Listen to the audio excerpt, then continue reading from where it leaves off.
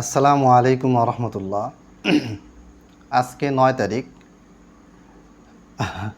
আমার ফ্রেন্ড লিস্টের দিনী ভাইরা, সে সালাফি হোক আর দেওবন্দি হোক, বেলভি হোক, ঢাকা বিশ্ববিদ্যালয়ের ডাকসু নির্বাচন নিয়ে এত এক্সাইটেড। কি হবে ভিপি, মানে একেবারে তাদের পোস্ট দেখে আমি ভাষা হারিয়ে ফেলতেছি, যে মনে হচ্ছে যেন কেয়ামত হয়ে যাচ্ছে।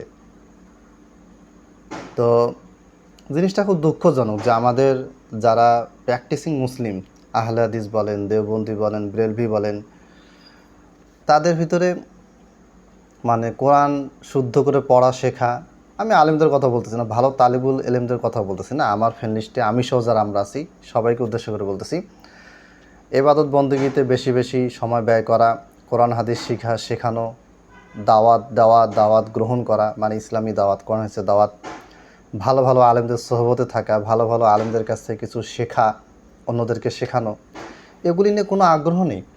এমনি চলতে ফিরতে মাঝে মধ্যে কিছু জিনিস শেখা হয়ে গেল, মাঝে মধ্যে একটু বই পড়লাম, শেষ।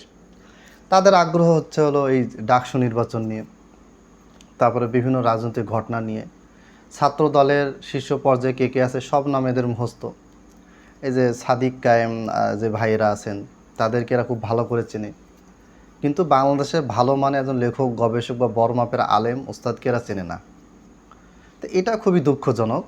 বিষয়টা আসলে আমাদের পরিবর্তন হওয়া উচিত। যাই হোক, তো আজকে কথা বলবো হচ্ছে বাইবেল নিয়ে। বাইবেলের একটা বিষয় কথা বলবো, যে বাইবেল একটা বাংলা অনুবাদ।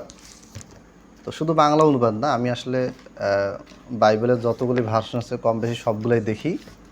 কয়েকটা হার্ড কপি আছে আমার কাছে। এইটা হচ্ছে দেখেন, king James version, Holi Bible.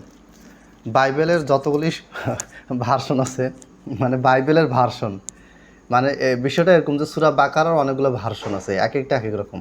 সূরা আল ইমরানের অনেকগুলো ভার্সন আছে, এক একটা এক এক রকম। কোরআনে 114টা সূরার অনেকগুলো ভার্সন আছে, 50টারও বেশি ভার্সন আছে, এবং সবগুলো ভার্সন আলাদা আলাদা। এইরকম কি হয়েছে? হয়নি, কিন্তু বাইবেলের ক্ষেত্রে এটা হয়েছে। আচ্ছা, তো বাইবেলের আমি এখন পড়তেছি হলো নবীদের কিতাব 2 স্যামুয়েল 10 ও 11, পৃষ্ঠা 401। দাউদ আলাইহিসসালামকে এই বাইবেলের জেনাকার, ব্যভিচারী বানিয়েছে, নাউজুবিল্লাহ। আচ্ছা, ঘটনাটা কি? ঘটনাটা হচ্ছে একদিন বিকালবেলায় দাউদ তার বিছানা থেকে উঠে রাজবাড়ির ছাদে বেড়াচ্ছিলেন। এমন সময় তিনি ছাদের উপর থেকে একজন স্ত্রীলোককে গোসল করতে দেখলেন। স্ত্রীলোকটি দেখতে ছিল খুব সুন্দরী। দাউদ স্ত্রীলোকটির খোঁজ নেবার জন্য লোক পাঠিয়ে দিলেন। একজন লোক বলল, সে তো ইলিয়ামের মেয়ে হিট্টিয় উরিয়ার স্ত্রী বৎসেবা। মানে সেই মহিলাটার নাম হচ্ছে বৎসেবা, আর এই বৎসেবার হাজব্যান্ডের নাম হচ্ছে হিত্তীয় উরিয়া। যাই হোক, নামটা নিয়ে কোনো কাজ নেই। দাউদ তাকে নিয়ে আসবার জন্য লোক পাঠালেন। সে তার কাছে আসলে, মানে মেয়েটা দাউদ আলাইহিস সালামের কাছে আসার পরে দাউদ তার সঙ্গে সহবাস করলেন, নাউজুবিল্লাহ। স্ত্রীলোকটি তখন তার মাসিকের নাপাকি থেকে পাকসাফ হয়েছিল। তারপর স্ত্রীলোকটা গর্ভবতী হয়ে গেল। আচ্ছা, এর পরের পৃষ্ঠায় শ্লোক নাম্বার 12, এখন যেটা পড়লাম ভার্স, এটা হচ্ছে 2, ঠিক আছে? বাইবেল আবার এই ভার্সগুলোকে আবার আয়াত বলা হয়, মানে কোরআনে আয়াত, মানুষজন মনে করে কোরআনে আয়াত, নাউজুবিল্লাহ। তো এই দাউদ তাকে রস খাইয়ে মাতাল করে তুললেন, মানে হচ্ছে হিট্টিয় উরিয় বৎসেবা, যে মহিলাটা যার সাথে নাউজুবিল্লাহ দাউদ ইসলাম জেনা করলেন, তার স্বামীকে মদ পান করিয়ে দাউদ ইসলাম মাতাল করে দিলেন। আচ্ছা, যাই হোক, আপনি আমাকে বলেন যে যেই বইগুলোতে নবী রাসূলদের বিরুদ্ধে এরকম জঘন্য মন্তব্য করা হয়েছে, আমি এর আগে নূহ আলাইহিস সালাম, লূত আলাইহিস সালামের কথা এই বাইবেল থেকে পড়ে শুনিয়েছি। এই গ্রন্থগুলি নাপাক গ্রন্থ, এগুলোকে কিতাবুল মুকাদ্দাস যে বলবে সে একটা ভণ্ড শয়তান। আর এই গ্রন্থগুলি কখনোই প্রকৃত তাওরাত নয়, প্রকৃত ইনজিল নয়। তাওরাত ইনজিলের ছিটাফোঁটা থাকলে থাকতে পারে।